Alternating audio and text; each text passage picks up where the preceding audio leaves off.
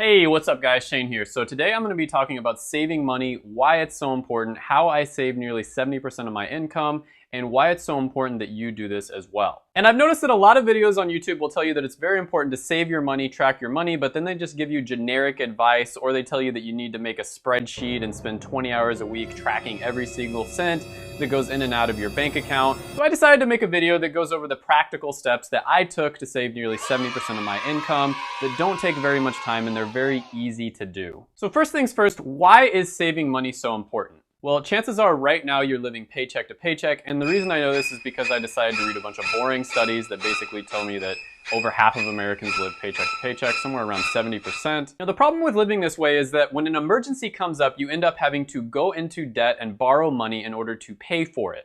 And this is why the payday loan business in the United States is a $100 billion industry, and the total credit card debt in the United States is over $1 trillion. Now, avoiding getting into debt is a very good reason to save, but an even better reason is if you have a job right now, chances are you're trading your time for money.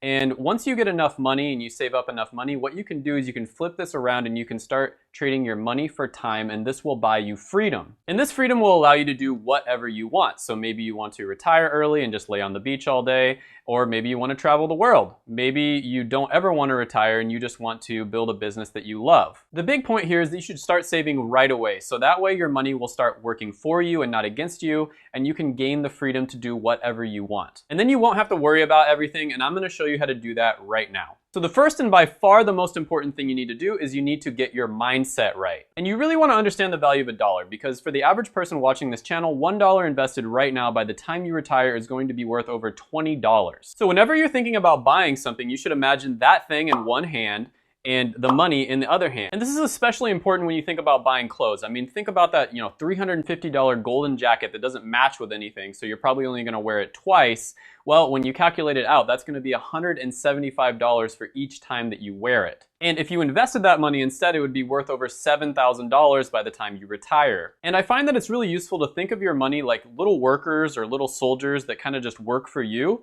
and then you send them out in the world to bring you back more money. And that's basically what you're doing whenever you invest your money, because of the power of compound interest. Now, the next mindset trick is whenever you're thinking about buying something, if it's a small item, wait until the next day to buy it. And if it's a large item, wait at least a week before you decide to buy it. A lot of the time you'll have an emotion or an impulse that will make you want to buy something, but if you just wait until the next day, that emotion is gone and then you just don't want to buy it anymore. And if you still want it the next day, you can go ahead and buy it, or you can do what I do, which is put it on a list of things that I want. And then whenever I achieve a goal, I will look at this list and I'll pick one thing and then I'll get that thing for myself. This is really useful for getting things done because you basically incentivize you doing things that are good for you with things that you naturally want anyways. Speaking of goals, it's very important that you have a clear vision or goal of where you want to be financially. Do you want to retire by 40? Do you want to retire by 60? Do you want to be a millionaire? Do you want to be a billionaire like Warren Buffett? It's very, very important, and I can't emphasize this enough, that you have a clear vision of where you want to go, and it'll be kind of like a North Star that always leads you in the right direction. And without a clear vision or goal, you'll probably just end up going in circles and not really get anywhere. Now, you don't have to get crazy with this budgeting and become like a minimalist who lives in a van or someone who uses like one-ply toilet paper or anything like that. But it is very important for you to keep a budget, and this is going to be my second tip. Now, the first step to making a budget is to go ahead and track what you're spending, and the easiest way to do this is to download an app like Mint. It takes about 15 minutes to set up. You just, connect your credit cards and your debit cards to it, and it automatically tracks all of your purchases. And once you do this, it will be extremely easy to see where your money is going, and then you'll be able to cut back on certain expenses. And you'll probably find that you have a subscription to like RuneScape or something that you haven't used in 5 years, and you'll get rid of all those. Now, realistically speaking, there's only about 5 essential needs that everybody has. And in no exact order, these are food, shelter, transportation, clothing, and health. And you'll find that a lot of the non-essential items you can just completely cut out of your life. You just don't need them. You're basically just throwing your money into a black hole. Now, with the essential items, you'll find that you can really cut down on a lot of those expenses. And when I first started doing this a few years back, I was just amazed at how much money I was spending on food. I was spending over $1,000 a month, and most of it was just like going out to expensive dinners with friends, eating Chipotle, Starbucks, In-N-Out, all that stuff that you really don't need. And And I cut all of that out, and now I spend about $300 a month on food. And so that means I have an extra $700 to invest, and you can do the math there. Meal prepping by using a crock pot takes almost zero time, it's much cheaper, and it's also healthier than just eating out all the time. Now, this is just one example, but honestly, there are a lot of things that you can do this with. You just have to check your Mint app every single month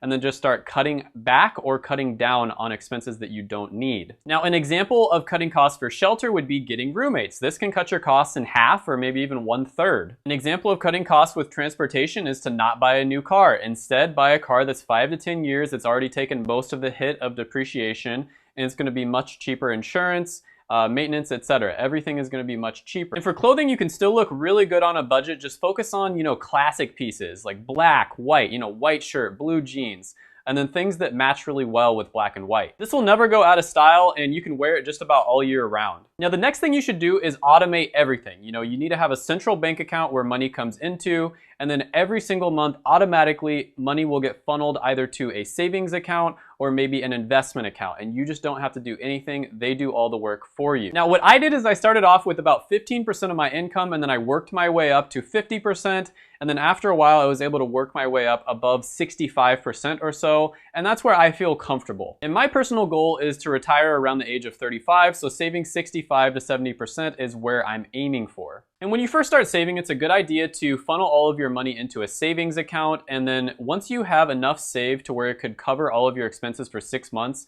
then you want to start putting all of your money into either an index fund, a Roth IRA, some type of investment account, basically. Now, automating things is obviously useful because you don't have to manually, take the time to transfer money from, account A to account B. But the real magic here is it tricks your brain into thinking that you have less money than you actually have. And because of this, a lot of those natural urges to buy stuff will just go away. And the last tip that I have for you is to find things that make you happy that don't cost very much money, and then do those things a lot. And I know this sounds stupidly simple, but let me explain. Our brains are so good at tricking us into thinking that doing certain things are good for us when they're actually really bad for us. Think about the bad relationship that you stayed in for too long. Think about all the times where you ate really bad food and then felt crappy afterwards. Think about all the times where you should have been studying when you have a test 6 hours later, but for some reason you're watching videos on YouTube. Our brains trick us, so it's extremely important for us to identify what actually makes us happy long term. Not things that make you happy for 5 seconds and then you feel like crap afterwards. And the key to discovering this is whenever you come across something like this, you must write it down. Make a list of things on Google Docs or whatever you want to use. Keep it on your phone at all times so you can access it very easily. So examples of this would be maybe like hiking, playing sports, hanging out with friends. Maybe if you're an adrenaline junkie, maybe you like to skydive or just do extreme sports, something like that. Whatever it is, identify it and then write it down and then do that thing a lot. So an example for me is I really love making videos and helping people out. I've always loved filmmaking. I've always loved watching films, video editing, that sort of thing. And I like helping people. It makes me feel very fulfilled. And so that's what I do. I make videos that help people. So putting this all together and summing things up, you need to get your mindset right so that you understand the value of a dollar, so that you can properly weigh the cost and benefit of all the purchases that you make. Then you need to get a simple app like Mint so that you can make a budget, and then you need to run your finances kind of like a business so you just know what things you're actually spending your money on and what things are essential to your life. After you've done this, you want to automate everything so that your money is automatically going into either a savings account or an investment account. That way you don't even see the money every month and your brain thinks that you don't have any. And the last thing you want to do in order to avoid boredom, which generally leads to you spending more money, is to find things to do with your free time that make you happy and then do those things a lot. And usually these things won't cost very much money because the best things in life are free. Thanks for watching the video. If you made it this far, don't forget to smash the like button, subscribe, comment, hit the notification bell, all that good stuff. I work really hard on these videos and I appreciate all the feedback you give me. So until next time, bye for now.